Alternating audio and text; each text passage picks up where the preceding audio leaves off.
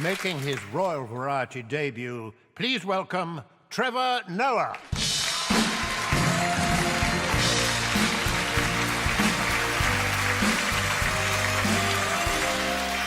Good evening, ladies and gentlemen. My name is Trevor Noah, and I'm from South Africa, the country that brought you Nelson Mandela and apartheid. I hope you're clapping for Mandela. I actually grew up during apartheid. I grew up in a mixed family. Well, with me being the mixed one in the family. My mother's a black woman, Xhosa woman, South African. And then Xhosa is one of the languages with the clicks. Xhosa, that's my mother, black woman, South African. And my father was Swiss, from Switzerland. So he was a white man, right? Well, is a white man. It's not like he changed. And so they got together during this time, which was against the law, obviously. But they didn't care. They were mavericks fighting the system.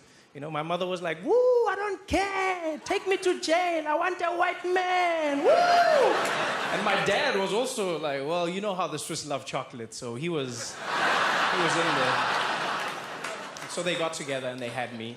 And now I'm here in Great Britain. And what an honor it is. I love this place so much. I was so afraid that I would embarrass myself with my inferior English that I tried to practice before I came.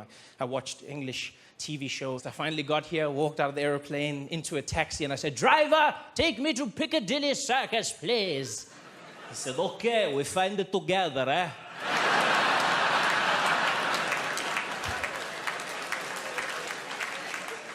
I don't ride in the taxis anymore. I prefer your trains when they're working.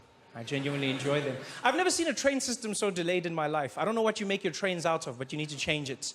Like, the one day I was on the platform and they said, "Ladies and gentlemen, the train will be delayed due to the heat." That's what they said. The train will not be moving because... What do you mean the heat? What has the heat done to the train? What, can the driver not touch it? Is it too hot? What has happened here? "Oh yeah, can't touch it, can't get in, it's too hot, I've got to wait for a bit, it's going to be delayed." I love it out here. I love walking around in London. That's all I do. People always tell me to see the sights and sounds. Have you seen Big Ben? Have you seen the tower? I just want to walk. Because I don't get to walk much in South Africa, where I'm from. You know, I mean, you can walk. It's just it'll probably turn into a run. It's a lot more exciting. Right? And that's partly because of the crime, right? Not to say we have a lot of crime. It's just that we have crime. You know, whereas here in the UK, you don't have crime, which is fantastic. I mean, you say you've got crime, but I've seen it. It's not crime. It's like, it's cute crimes, but it's not crime. It's just like you can't call it crime when your police don't have guns. Let's be honest. It's a different world. I've never felt this safe in my life. Genuinely. I know this because the other day, by mistake, I walked into an alley. Yeah. I haven't walked into an alley in over 11 years, people. And yet I did it in London. I was on my phone, didn't pay attention, walked into an alley. And I walked out the other side and my life hadn't changed. I was so excited, I ran back in. Alley! Alley! After a while, it wore off, though. So the next day when I went back, I made sure I had a wallet full of money. I just wanted to feel vulnerable. Wanted to feel alive. Walked in. They're like, "I'm in an alley. I'm in an alley with my money. I'm in an alley." And still, I wasn't scared. Yeah. The people in the alley were terrified, though. I felt so bad for them. So I robbed them. I mean, if not, why not? I joke about the crime, but that's not all we have in South Africa. South Africa is a beautiful country. Crime is one of our problems. It breaks my heart when people make it seem like that's all we have. I met a man in London recently who said, "So are you from South Africa?" I said, "Yes, I am." He said, you know what your problem is in South Africa? You know what your problem is? Yeah, you got too much crime. Yeah, it's crime and those vuvuzelas. That's your problem. But he said it in the same sentence, crime and vuvuzelas. Like the two are equally plaguing my nation. Like people are running around every day shooting each other. It's like, "Hey!"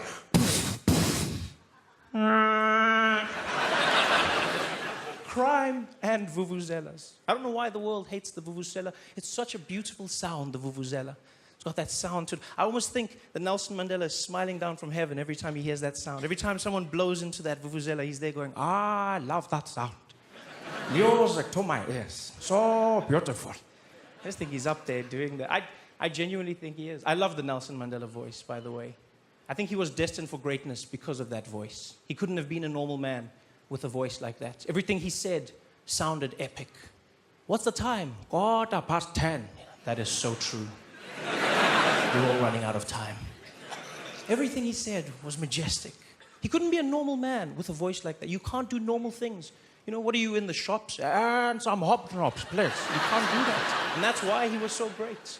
And I'm sure he smiles when he hears the vuvuzela, smiling from heaven right now. Or in hell. Either way, he's smiling. I mean, we all pray that he's in heaven, but he could be in hell as well. And if he is in hell, I'm sure it's because he chose it for himself. Yeah, he seems like that kind of person. What do you mean you're going to hell? Be like, I think I can make it a better place. Just give them a chance. You guys have been fantastic. Thank you very much for having me. Good night.